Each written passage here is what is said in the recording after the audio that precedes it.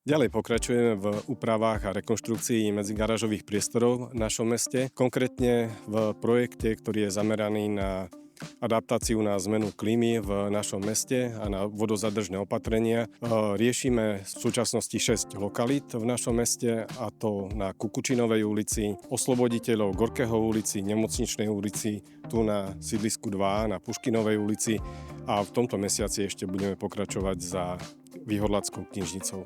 Sú to finančné prostriedky v objeme 600 000 eur získané z operačného programu Slovensko. Budeme pokračovať aj ďalej v úpravách v medzigarážových priestoroch. Podali sme projekt na Ministerstvo životného prostredia v rámci územia mestského rozvoja Humenné na ďalšie lokality. Ide konkrétne o lokality na sídlisku pod Sokolejom, na Košickej ulici, potom na Laboreckej ulici, Ševčenkovej ulici, Sokolovskej a na Hrnčiarskej ulici.